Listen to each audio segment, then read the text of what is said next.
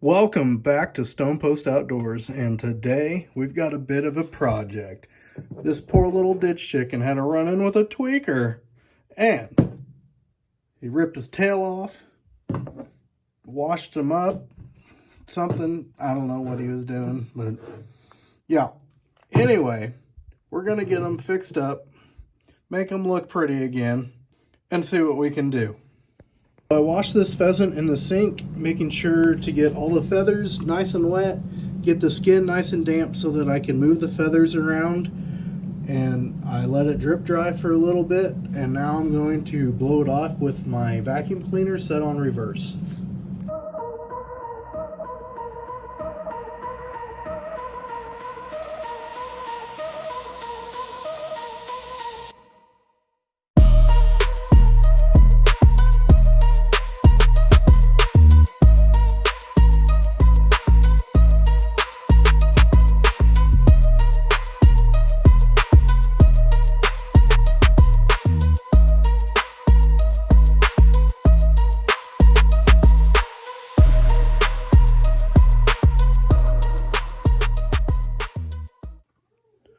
Well, after about an hour of blow drying, I got them looking back into pheasant-ish shape.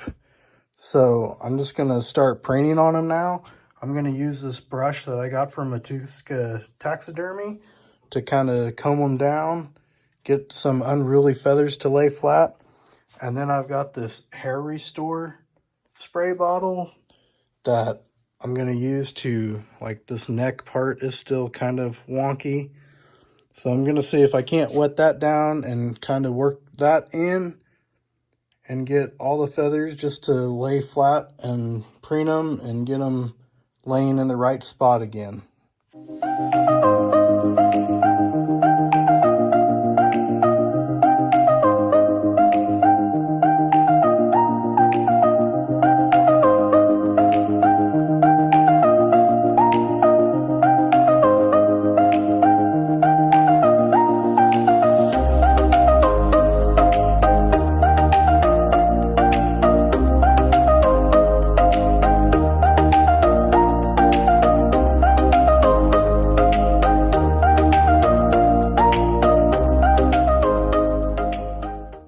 When you're drying birds, it's really important to keep going until the feathers have completely dried out.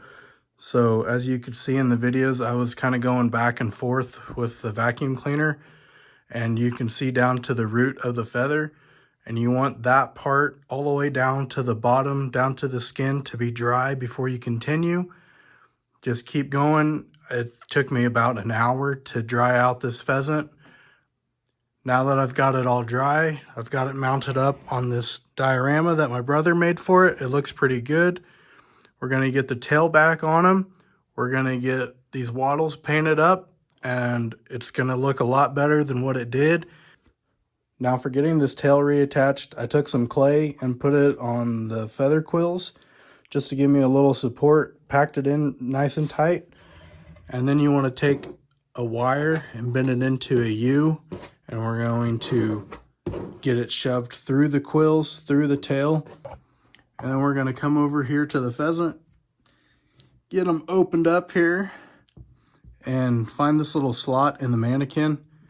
And we're going to aim right for that little slot to get the tail reinstalled there. So let's get that done. You can see that wire push through the tail there.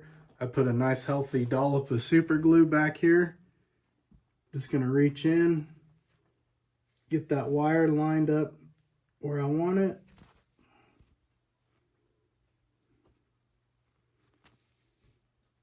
And then just start pushing without breaking anything else.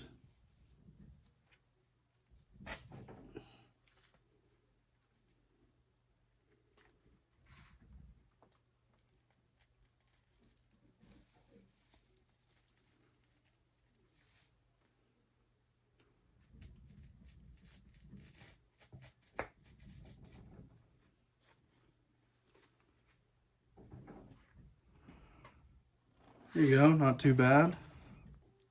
And now I just need to brush in this rump patch of feathers here and kind of blend in the tail with the body of the bird. Now I like a nice full looking tail, so I'm going to take some of this screen door mesh and get this tail spread apart with some paper clips, some cardboard, and some masking tape so that it can dry and have the tail nice and spread out. All right, now we're going to get the wattles painted up and flocked. I'm going to use this airbrush paint. It's a semi-opaque red, and then this pheasant wattle flocking from Taxidermy. So what I'm going to do is just squirt a little bit of paint onto my paintbrush here.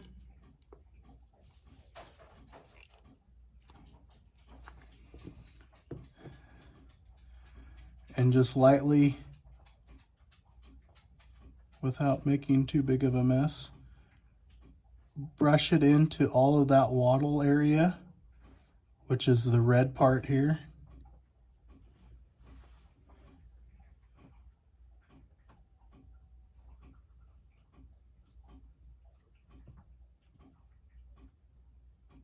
Get that.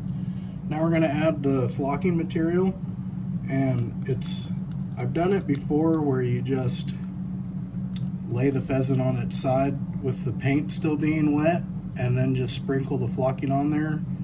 But where this one's already kind of into the dirt here, I'm going to just dip another brush into the flocking material and just lightly brush that onto it while the paint's still wet. It's really important that you do this while the paint's still wet so that the flocking material will actually stick.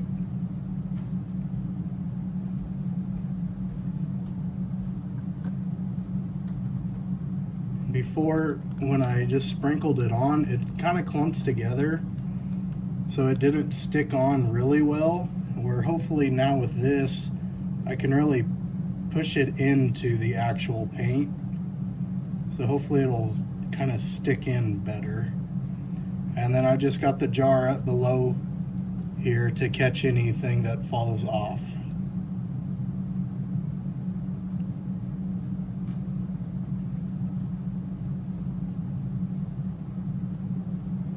Just kind of wipe off some extra there.